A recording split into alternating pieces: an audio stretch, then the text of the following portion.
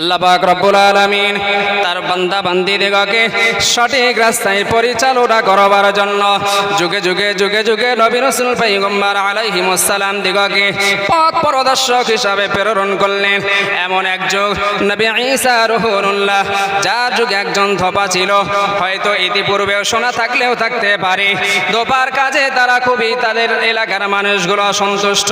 তার কারণ হলো ধোপা একজনের কাপড় আর একজনের কাছে বিনিময় করে দিয়ে দুজনের মধ্যে মারামারি ঝগড়াঝগড়ি লাগিয়ে দিয়ে মানুষ, প্রত্যেকটা মানুষের এক একটা কারণ থাকে হবির জন্য। তার হবি হবার ওইটাই কারণ মানুষের মধ্যে দ্বন্দ্ব লাগিয়ে দেওয়া, মানুষের মধ্যে মারামারি কাটাকাটি ঝগড়া বিবাদ লাগিয়ে দেওয়া। এটা করে সে আনন্দ পেত, কিন্তু এলাকার মানুষ বুঝতে পেরে গিয়ে তার এই জ্বালা, তার এই ষড়যন্ত্র থেকে মুক্ত পেতে নবী ঈসা রুহুল্লাহর দরবারে জমায়েতবদ্ধ হয়ে রাসূলের দরবারে এসে হাজির। ওগো আপনার নবী ঈসা রুহুল্লাহ, আপনি আমাদের জন্য একটু দোয়া করুন আল্লাহ পাক রব্বুল আলামিনের কাছে। না না না, আমরা আপনার কাছে এই জন্য দোয়া করতে বলতে আসেনি। আমাদের খাওয়া হয় না, আল্লাহ যেন আমাদের খাওয়ায়। আমাদের পড়া হয় না, আপনি আমাদের পড়ার ব্যবস্থা করে দিন। আমাদের থাকার জন্য বাসস্থানের ব্যবস্থা করে দিন, পরিবারের বস্ত্র ব্যবস্থা করে দিন। কোনো কিছুই আমাদের চাওয়া নেই, পাওয়া নেই। ও জামানার নবী ঈসা রুহুল্লাহ, আমরা শুধুমাত্র আপনার কাছে এসেছি। আপনি আমাদের জন্য আল্লাহ পাক রব্বুল আলামিনের দরবারে দুখানা হাত উঠে ফরিয়াদ করবেন, কারণ আমাদের বিশ্বাস আমাদের দোয়া আল্লাহ পাক রব্বুল আলামিন কবুল না করতে পারে। কিন্তু আপনি নবী, আপনার দোয়া আল্লাহ পাক রব্বুল আলামিন কবুল না করে থাকতে পারবেন না। তাই আপনার কাছে এসেছি, আপনি আমাদের জন্য একটুখানি দোয়া করুন, আমাদের একটু হেল্প করে দিন। কারণ আমরা ওই মানুষটাকে নিতে পাচ্ছি না, তারা জ্বালা যন্ত্রণা ষড়যন্ত্র আপনার মেনে নিতে পাচ্ছি না। আল্লাহ পাক রব্বুল আলামিনের কাছে আপনি ওই অমুক ব্যক্তি দোপার জন্য মৃত্যু কামনা করে দোয়া চান। আপনারাও দোয়া চান, আমরাও দোয়া চাই। হুজুর দোয়া করেন বাচ্চাটা অসুস্থ যেন সুস্থ হয়ে যায়, বাচ্চাটার পরীক্ষা যেন ভালো রেজাল্ট হয়, লেখাপড়া করে না ভালো লেখাপড়া করে, ব্যবসা বাণিজ্যে উন্নতি হয় না যেন উন্নতি হয়, চাকরি বাকরি হচ্ছে না যেন চাকরি বাকরি হয়, সন্তান হয় না সন্তান হয়, সংসারের অশান্তি যেন শান্তি ফিরে আসে। আল্লাহ এই দোয়া আল্লাহর কাছে করুন, এটাই আমরা চাই, সবটাই ভালো। কিন্তু কখনো শুনিনি যে মৃত্যু কামনা করে কারোর কাছে আপনি কোনোদিন চেয়েছেন যে আমার সন্তানটার মৃত্যু হোক, কি আমার চাচার মৃত্যু হোক, কি আমার গ্রামবাসী, কি পড়োশি অমুকের মৃত্যু হোক, আপনি মৃত্যু কামনার্থে দোয়া করুন? পারে না কেউ। তিনি আশ্চর্য হলেন, এক প্রকার দোয়াও করলেন। এক পর্যায়ে এসে তিনি দোয়াও করলেন, আল্লাহ পাক এতগুলো মানুষ এসেছে আমার কাছে আপনার কাছে ফরিয়াদ করবার জন্য, তারাই বিশ্বাস নিয়ে এসেছে, তারা দোয়া করলে আপনি কবুল না করতে পারেন। কিন্তু আপনি আমাকে আপনার বন্ধু হিসাবে, আপনার বান্দা বান্দি দিগের পথ প্রদর্শক হিসাবে প্রেরণ করেছেন, নবী হিসাবে আমাকে প্রেরণ করেছেন। তাদের এই বিশ্বাস, আমি দোয়া করলে আপনি কবুল না করে থাকতে পারবেন না। আল্লাহ পাক রব্বুল আলামিন তওবা যার মৃত্যু হয়ে যায়, আপনি তার মৃত্যু দান করুন। দোয়া হয়ে গেল, জানিয়ে দেওয়া হলো, ঠিক আছে যাও তোমরা আগামীকাল সকালবেলা ধোবার মৃত্যুর সংবাদ শুনতে পাবে। প্রত্যেকটা মানুষের মধ্যে আনন্দ। এই জলসাটা ইন্তজাম করতে অনেক দিন ধরে এর পিছনে মেহনত চলছে। সবার কাছে একটা আনন্দ, কবে সেই দিন, সেই সময়, সেই ক্ষণ আসবে, এসেওছে। কিন্তু যদি সেই ক্ষণ এসে আর এই জলসাটা না হয়, তাহলে নিশ্চিত মন খারাপ। উদ্দেশ্য যদি সফল না হয়, মন খারাপ হওয়া স্বাভাবিক। সকলে আনন্দে আত্মহারা হয়ে বাড়ি ফিরে গেল। অনেক দিন যাবৎ ধোপার কর্মকাণ্ডে আমরা অত্যাচারিত হয়ে চলেছিলাম, আমরা অতিষ্ঠ হয়ে পড়েছিলাম। তার অত্যাচার সহ্য করতে হবে না, তার ষড়যন্ত্র আমাদেরকে আর নিতে হবে না। তার কারণে নিজেদের মধ্যে মারামারি, ঝগড়াঝাটি, কাটাকাটি, খুনোখুনি আর করতে হবে না। নিজেদের মধ্যে আর মনোমালিন্য ঘটবে না, নিজেদের মধ্যে আর কোন রকম অশান্তি ঘটবে না। আগামীকাল সকালবেলায় ধোপার মৃত্যু হয়ে যাবে, এই সংবাদটা আগে আমি সকলের কাছে দেব। ধোপার মৃত্যু হয়ে গেছে, এই সংবাদটা সকলে আমি সবার কাছে দেব, পৌঁছে দেব সবাইয়ের আগে। সবাইয়ের এই একটা প্রতিযোগিতা শুরু হলো, সকলেই চিন্তিত, সকলেই অপেক্ষায় রয়ে গেল কখন সেই রাত পেরিয়ে গিয়ে সকাল হবে। সকলের পূর্বে আমি ধোপার মৃত্যু সংবাদটাকে গ্রহণ করব, সংগ্রহ করব, মানুষের মাঝে ধোপার মৃত্যু সংবাদটা বিতরণ করব। এই আনন্দে চিত্তে, এই আনন্দে আত্মহারা হয়ে রাতের খাওয়া ঘুম উঠে গেল। সকালবেলা কানটা খাড়া করে নিল। সকালবেলা ধোপার মৃত্যু সংবাদ সংগ্রহ করার জন্য তারা এগিয়ে চলল। সকাল হয়ে গেল, ধোপার আর মৃত্যু হয় না, মৃত্যু সংবাদ পাওয়া যায় না। দুপুর হয়ে গেল, ধোপার কোনো মৃত্যু সংবাদ পাওয়া যায় না গো। বিকাল হয়ে গেল, ধোপার কোনো মৃত্যু সংবাদ পাওয়া যায় না।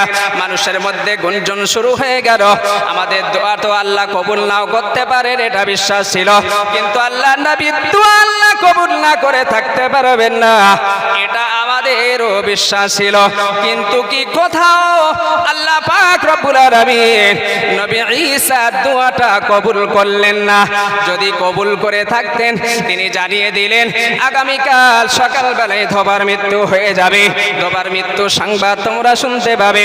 কিন্তু না না, সকাল হবালাই ধোপার মৃত্যু সংবাদ আমরা গ্রহণ করতে পারলাম না, সংগ্রহ করতে পারলাম না, শ্রবণ করতে পারলাম না। দুপুর হয়ে গেল, দুপুর বেলাও ধোপার মৃত্যু সংবাদ আসে না। বিকাল হয়ে গেল, গোধূলি লগ্নেতে ধোপার মৃত্যু সংবাদ আসা তো দূরের কথা, ধোপাকে দেখা যায় প্রত্যেক দিন যেমন চার কাজ কাম সেরে রেখে গুটি গুটি গুটি গুটি পায়ে নিজের গন্তব্য গৃহস্থের দিকে এগিয়ে আসে। ধোপার মৃত্যু সংবাদ শোনা যায় না, ধোপাকে বহাল তবিয়তে গাঠুলি মাথায় করে নিয়ে বাড়ির দিকে ফিরতে দেখা যায়।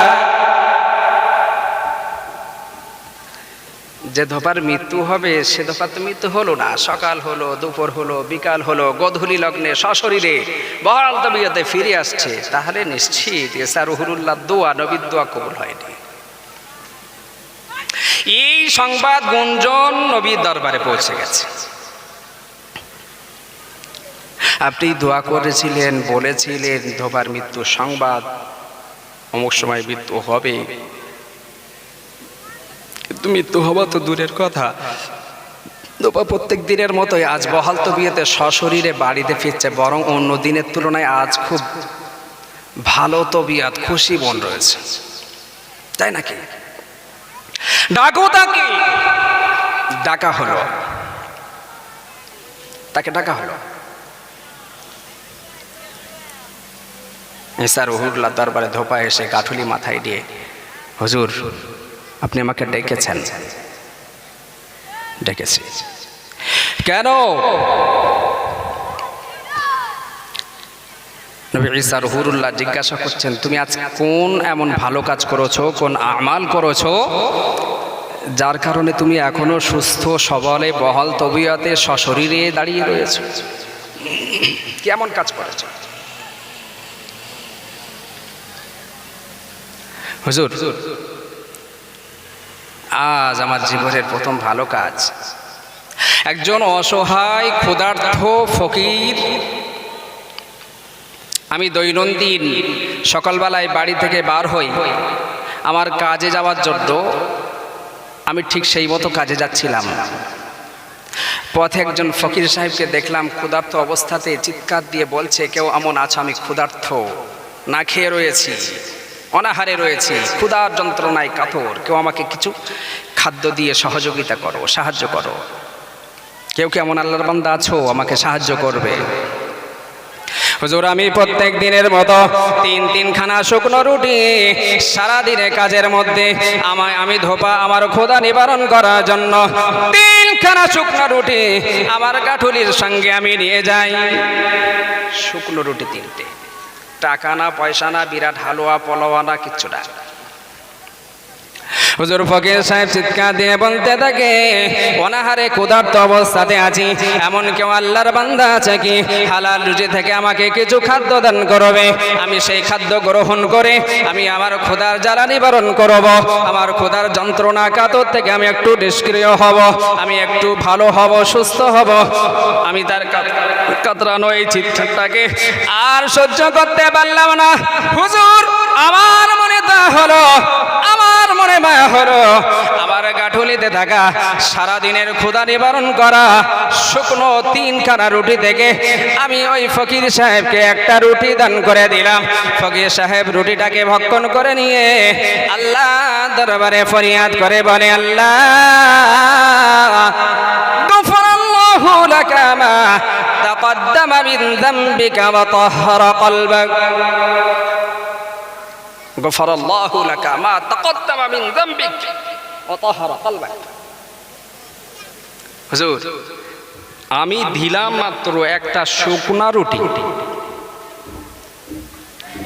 শিখি এত খুশি হলো, এত আনন্দ পেল, আমার জন্য আল্লাহর কাছে ফরিয়াদ করে বলতে থাকে, আল্লাহ যে আমাকে খাওয়ালো, যে আমাকে ক্ষুধার যন্ত্রণা থেকে তার নিজ খাদ্য থেকে প্রদান করে আমার ক্ষুধার যন্ত্রণা নিবারণ করালো, আল্লাহ তার অতীত জীবনের সমস্ত গুনাহ খাতা মাফ করে দাও। জোরে বলেন। এবং তার অন্তরটা, তার কলবটা, তার দিলটা পবিত্র করে দাও। সুবহানাল্লাহ। হুজুর এত সুন্দর বাক্য, এত সুন্দর আমার পক্ষে আল্লাহর কাছে চাওয়া এই পর্যন্ত কেউ চায়নি, আমার ভালো কেউ চায়নি।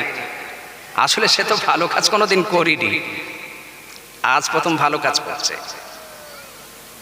হুজুর আমি তার চাওয়াতে আল্লাহর কাছে আমার পক্ষ থেকে আমার এই ভালো বিষয়গুলো চাওয়াতে আমি খুশি হয়ে গেলাম।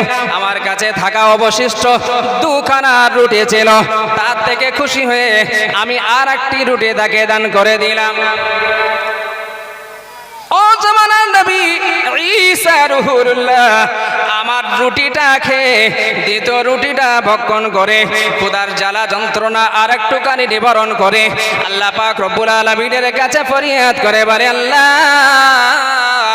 গফরাল্লাহু লাকা মা তাকদ্দামা মিন যামবিকা ওয়া মা তাআখার। আল্লাহ জীবনের অতীত ভবিষ্যতের সমস্ত গুনাহ খাতা আপনি মাফ করে দেন। জোরে বলে, আর একটু জোরে হবে না? আরো জোরে হয়, নারে তাকবীর। হুজুর আমার কাছে আর একটাই রুটি ছিল, সারাদিনে ক্ষুধা নিবারণ করার 3 খানা রুটি থেকে 2টো দিয়ে দিলাম, একটা রয়েছে। আমি এত খুশি হলাম, এত খুশি হলাম, আমার নিজের চিন্তা আর করলাম না, মনেও থাকলো না আমার জন্য আর কি রইলো, কি করে আমি আমার নিজের সারাদিনের ক্ষুধা নিবারণ করব। কোনো সাত পাঁচ না ভেবে তার দুয়াতে আমি এত খুশি হয়েছি, আমি আর একটা অবশিষ্ট রুটি, আমার কাছে আর কিচ্ছু নেই, আমি সেটাও দান করে দিলাম। হুজুর অবশিষ্ট রুটি ওই ফকির সাহেব ভক্ষণ করে নিল। আল্লাহ পাক রব্বুল আলামিনের কাছে দুহাত তুলে ফরিয়াদ করে বলে, হাফিজাকাল্লাহু তাআলা আন বানিয়াতিস সামাই ওয়া বানাল্লাহু লাকা কসরান ফিল জান্নাহ। একটু জোরে হবে কি না সুবহানাল্লাহ। আল্লাহ আমি ক্ষুধার্ত অবস্থাতে দিলাম, আমাকে কেউ খাওয়ালো না, আমি অনেক চিৎকার দিয়ে চাইলাম, কোনো মানুষ দিল না। এই মানুষটি আমাকে সারাদিনে ক্ষুধা নিবারণ করার যে খাদ্য তার নিজের কাছে ছিল সমস্ত কিছু আমাকে দিয়ে আবার ক্ষুধা নিবারণ করিয়ে দিল। আল্লাহ পাক রব্বুল আলামিন এই বান্দার আসমানি বালা থেকে আপনি হেফাজত করেন। ও আল্লাহ পাক রব্বুল আলামিন সেই সাথে সাথে জান্নাতের মধ্যে এই বান্দার জন্য আপনি একটি বিল্ডিং বালাখানা তৈরি করে দেন। হুজুর, এই ভালো কাজটা আমি করেছি, আর অন্য কোনো ভালো কাজ তো আমার নেই। কি আছে গাটুলিতে হুজুর? আমার এই সারাদিনের জামা রুজি রুটি, অন্যের ময়লা কাপড় পরিষ্কার করে তা থেকে কিছু উপার্জন হয়, এই কাজ আমি করি, আর সেই ময়লা পরিষ্কার জামা কাপড়ের মধ্যে আছে। খোলো দেখি। গাটুলি খোলার সাথে সাথে দেখা গেল বিষাদার কালসাপ ফনা তোলা অবস্থাতে, যাতে লৌহ নির্মিত লাগাম পরানো আছে। অনেকে এখানে চাষি মানুষ রয়েছি আমরা, যখন নাঙল দিতে যাই আমরা, গরুর মুখে কিন্তু একটা মুখোশ পরানো হয়, যাতে করে অন্যের ফসলে মুখ না দেয়। উদ্দেশ্য এটাই থাকে। সেরকম একটি মুখোশ লৌহ নির্মিত। মিস্টার রুহুল্লাহ তিনি সাপকে দেখে বললেন, আসওয়াদ, হেকাল সাপ, বলো।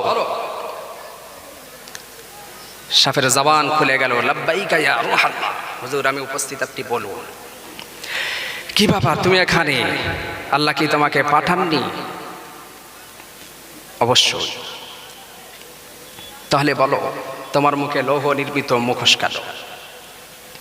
জামানার নবী ঈসা রুহুল্লাহ, আপনি গতকাল এদের নিয়ে দোয়া করেছিলেন ধোপার মৃত্যু বরণ করার মৃত্যু কামনার্থে।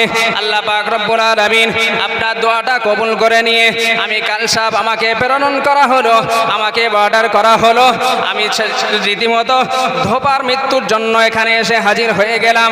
এমনভাবে ওত পেতে যেন থাকি, ধোপা যখন পুকুরের ঘাটে যাবে, তার ঘাটের কুয়ার কাছে যাবে, গাটুলিটা খুলবে, আমি সাপ এমনভাবে চবল মারব, দংশন করব, যেন ধোপা মৃত্যু বরণ করে সাথে সাথে দুনিয়া থেকে বিদায় গ্রহণ করে। সাথে সাথে বিদায় গ্রহণ করে, সেই দায়িত্ব আমার উপরে অর্পণ ছিল, কিন্তু আমি আর দংশন করতে পারিনি। কেন? হুজুর আপনার দোয়া আল্লাহ কবুল করেছেন।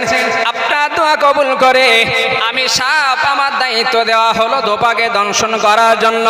আবার ওদিকে আল্লাহ পাক রব্বুল আলামিন ফকির সাহেবের দোয়াটাও কবুল করে নিলেন। ফকির সাহেবের দোয়া ছিল সমস্ত বিপদ আপদ বালা মুসিবত থেকে রক্ষা। আপনার দোয়া ছিল ধোপার মৃত্যু, আল্লাহ পাক মৃত্যুটাকেও কবুল করলেন, আবার রক্ষাটাকেও কবুল করে নিলেন।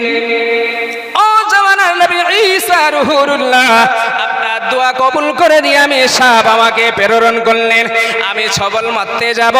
এমন সময় আল্লাহ পাক রব্বুল আলামিনের ফেরেশতা লৌহ নির্মিত মুখোশটাকে, লাগামটাকে নিয়ে এসে আমার ফনাতে পরিয়ে দিয়েছে, যার কারণে আমি আর তাকে দংশন করতে পারিনি।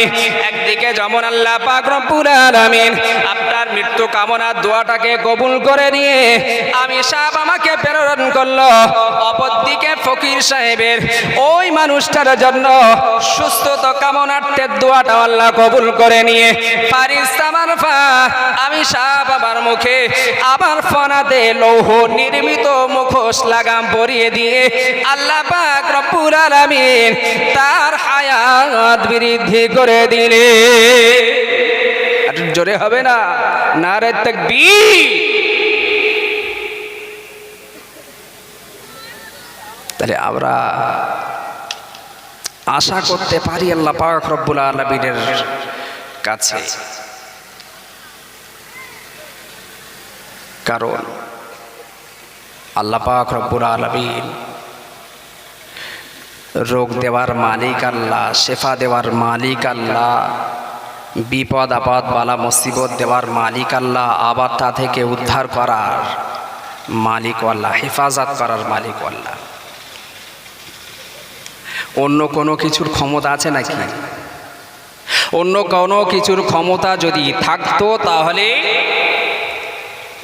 নবী ইব্রাহিম আলাইহিস সালামকে অগ্নিতে নিক্ষেপ করার পরেও আগুন তাকে ক্ষতি করতে পারেনি।